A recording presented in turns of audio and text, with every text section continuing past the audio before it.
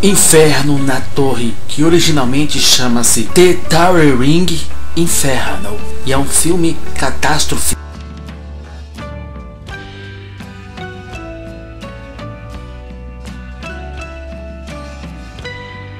americano, lançado em 1974, dirigido por John Guillermin e produzido por Irving Allen, com um elenco liderado por Paul Newman e Steve McQueen. E o filme foi adaptado por Stilling Sitterfant dos romances A Torre, do escritor Richard Martin Stern, e The Grace Inferno, O Inferno de Vidro, do escritor Thomas N. Scottian e Frank M. Robinson.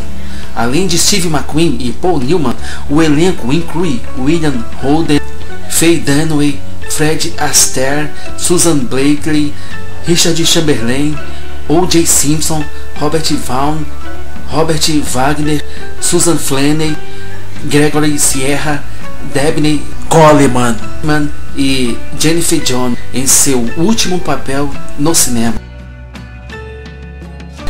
Inferno na Torre foi lançado nos cinemas em 14 de dezembro de 1974. O filme recebeu críticas geralmente positivas dos críticos de cinema e arrecadou cerca de 203 milhões e 300 mil dólares, tornando-se o filme de maior bilheteria do ano de 1974, e foi indicado a 8 Oscars, incluindo melhor filme, vencendo 3 categorias de melhor canção, melhor fotografia e melhor edição.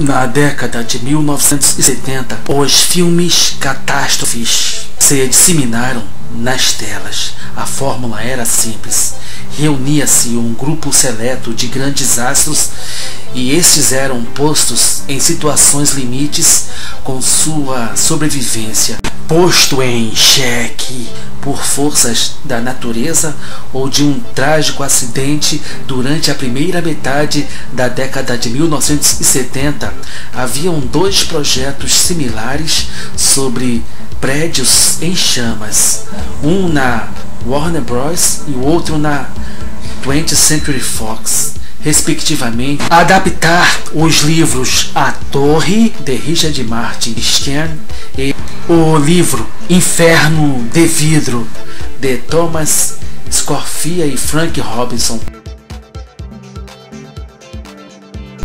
Foi a primeira vez na história do cinema que 2 grandes estúdios cinematográficos que fizeram um acordo assim.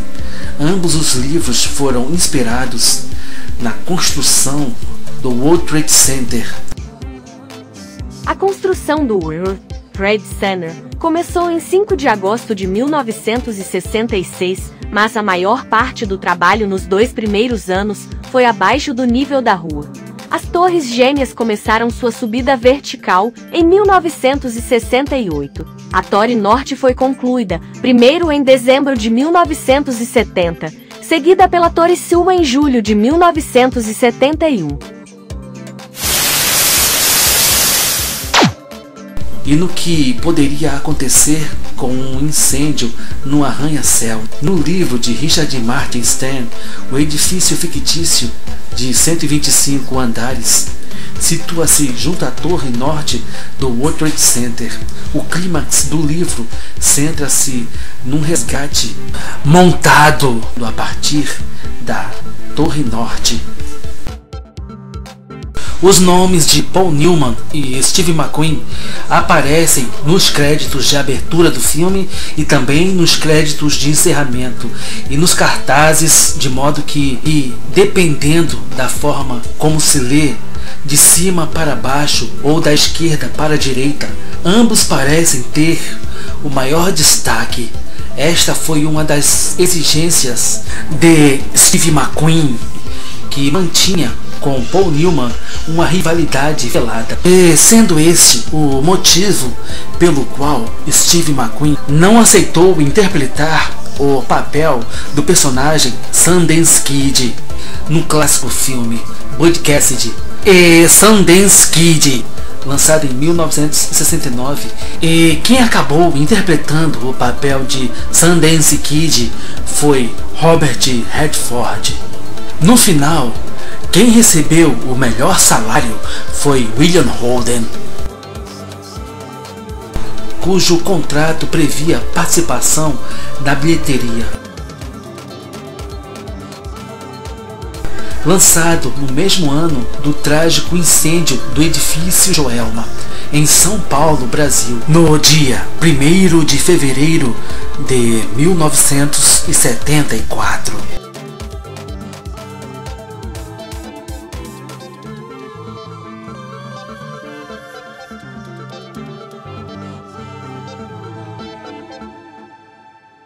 Que causou a morte de 187 pessoas e mais 300 pessoas ficaram feridas. E o incêndio no edifício Joelma foi provocado pelo mesmo motivo que é mostrado no filme Inferno na Torre: defeito na fiação de um aparelho de ar-condicionado. E gerou o filme Joelma, 23º Andar, lançado em 1979. Inferno na Torre teve o nome de Irving Allen na produção. O mesmo criador de várias séries clássicas de TV na década de 1960, como Perdidos no Espaço e Viagem ao Fundo do Mar, e que havia também produzido o filme O Destino de Poseidon 2 anos antes do filme Inferno na Torre. Irving Allen também dirigiu várias cenas de ação do filme. O filme, dirigido pelo cineasta John Guillermin, brinca com espectadores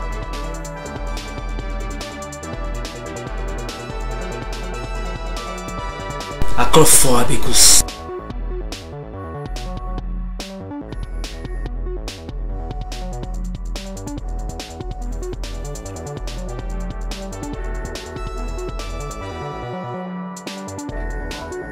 Movidos pelo show de pirotecnia criado.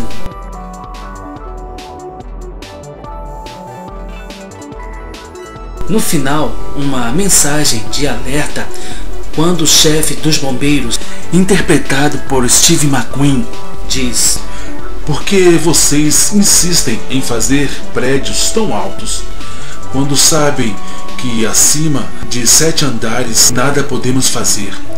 Um soco no estômago de uma engenharia irresponsável, mas para o gênero uma realidade de pesadelo que cumpre ainda, quase 51 anos depois, o propósito de fazer o espectador roer as unhas de tensão.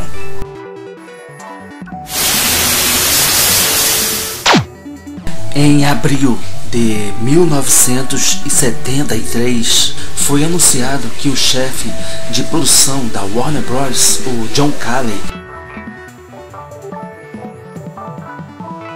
pagou o equivalente a $350 mil pelos direitos de adaptar o livro A Torre, do escritor Richard Martin Stan, antes da publicação do livro. Esse valor foi maior do que o relatado originalmente. O livro foi alvo de uma guerra de lances entre a Warner Bros., 20th Century Fox e a Columbia Pictures. A Columbia Pictures desistiu quando o preço atingiu o equivalente a $200 mil e a Warner Bros. Ofereceu $390 mil. Irving Allen, que recentemente havia tido um grande sucesso produzindo o filme catástrofe chamado O Destino de Poseidon, ele estava na 20th Century Fox e convenceu o estúdio a fazer uma oferta maior quando o livro foi vendido para Warner Bros. 8 semanas depois, a 20th Century Fox recebeu o livro O Inferno de Vidro, dos escritores Thomas N. Scofield e Frank M. Robinson, que foi publicado no ano seguinte e que, segundo Irving A., tinha o mesmo tipo de personagens, o mesmo local, a mesma história, a mesma conclusão. Eles compraram o livro, os direitos autorais do livro, por uma taxa relatada de $400 mil. Irving Allen estava preocupado que 2 filmes sobre um prédio alto em chamas pudessem se auto-boicotarem, lembrando o que aconteceu na década de 1960, quando cinebiografias rivais sobre Oscar Wilde, com Oscar Wilde e o filme Os Crimes de Oscar Wilde, lançado também em 1960, e Jean Harlow.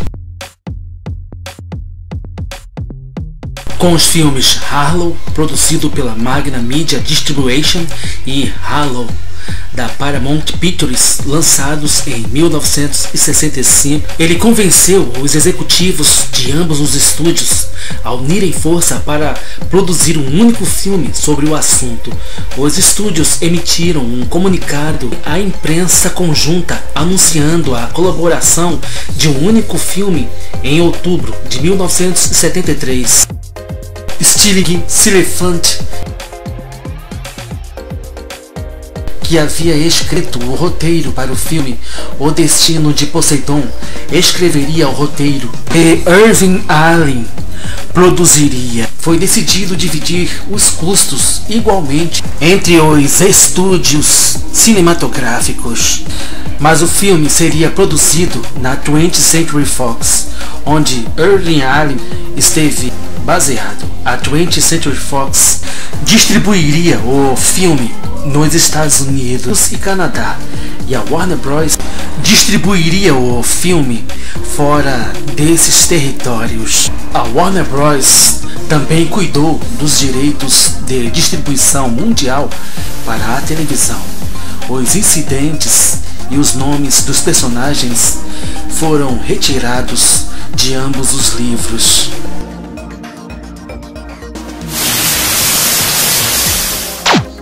O custo total da produção do filme foi de $14.300.000. Vários atores que atuaram em pequenos papéis, incluindo John Crawford, Eric Nelson, Elizabeth Rogers, Orsatti, Sheila Matthews, esposa do Irving Allen, já haviam aparecido no filme O Destino de Poseidon, também produzido por Irving Allen. Além disso, o filho de Paul Newman, o Scott Newman, interpretou o bombeiro acrobático com medo de descer de rapel pelo poço do elevador. Os atores principais, Steve McQueen e Paul Newman, receberam $1 milhão cada um para atuar no filme. Embora famoso pela sua dança e canto em filmes musicais, Fred Astaire recebeu sua única indicação ao Oscar por este filme. Ele também ganhou um prêmio BAFTA e um Globo de Ouro pela sua atuação.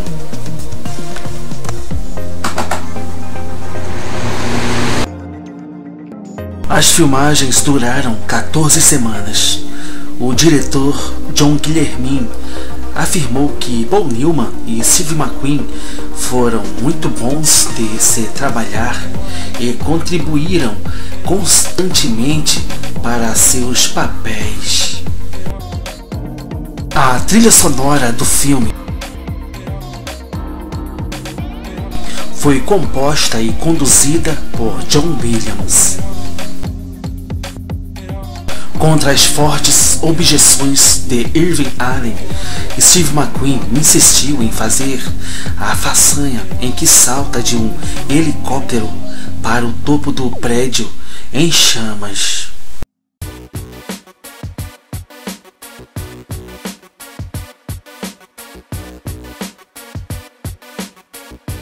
Durante as filmagens, um incêndio real irrompeu em um dos sets de filmagem e Steve McQueen se viu ajudando brevemente bombeiros de verdade a apagar o fogo. Um dos bombeiros, sem reconhecer Steve McQueen, disse ao ator: "Minha esposa não vai acreditar nisso." Ao que Steve McQueen respondeu: "Nem a minha." Inferno na Torre foi o filme de maior bilheteria de 1974. Após assistir a este filme, o escritor Roderick Thorpe teve um sonho naquela mesma noite com um homem sendo perseguido por assaltantes armados em um arranha-céu. Essa foi a inspiração para o seu livro, publicado em 1979, Nothing Lasts Forever, ou seja, Nada Dura para Sempre, que alguns anos depois foi adaptado para o filme Duro de Matar, lançado em 1988. Steve McQueen fez uma pausa na carreira de 4 anos na atuação depois de atuar neste filme.